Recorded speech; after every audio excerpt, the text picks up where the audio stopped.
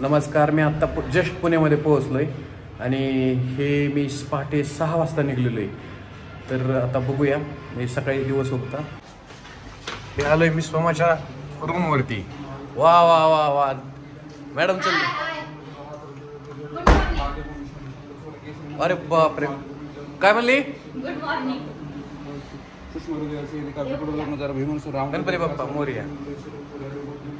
वा वा वा वा. इथं मोठा डिस्प्ले लावलेला आहे. टायमाला पोहोचले तुम्ही? हा टायमाला पोहोचले. बघा आता तुझं काय चाललंय? स्वयंपाकाची तयारी. स्वयंपाक पप्पा गेला का? हा गेले ते. गेलो होय. तुम्हाला लेट झालं जरा. थोडा मिस झालं, थोडा अर्धा तास. आता ते संध्याकाळी गाठ पडून का? किती वाजता?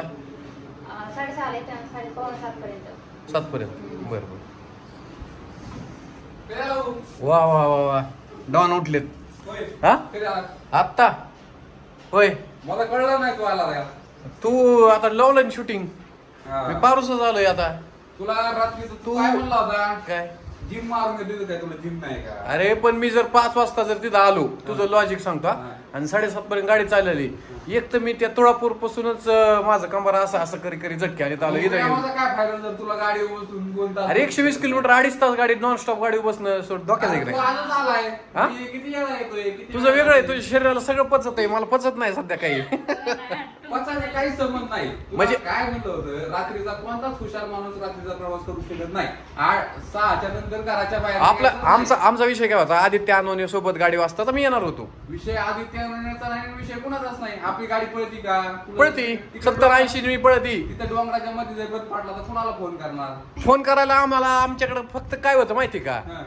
मोबाईल सोडून आमच्याकडे काही नाही. काही नाही. पण गाडीत मी ऑलरेडी त्या पुढच्या काळजी राहते की पुढचा माणूस निघालाय समजा तिकडून, तर या पुढच्या माणसाला काळजी राहते नाही माणूस कुठवर आलाय काय आलाय. आता जरी सकाळ तू आला तरी माझ्या डोक्यात होतं ना आलाय आयला. पण तुम्हाला आता एवढं टेम्परेचर दिलं तर मला शूटिंगला त्रास होईल बरं का? त्याच्यात काय टेम्परेचर एखादा माणूस काळजी घेऊ शकत नाही का? तुला मोठं आता रातच्या 2 वाजता येतो, तुला लोणावळ्यातून जमताय, मला पास इथून जमत नाही का? तू आज एका पुरीचा बाप आहे, मग तुला तू एवढा मोठा नाही झाला अजून तरी पण तू मला माझी काळजी आहे ती आहे.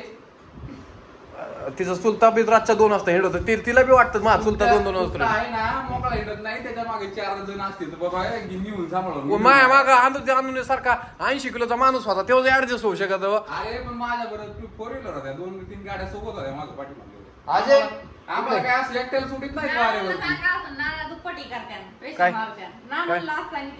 प्रेशर हाणल्यामुळे ते राहिला. कोण म्हणत? नाही नव्हतं हाणलं होय.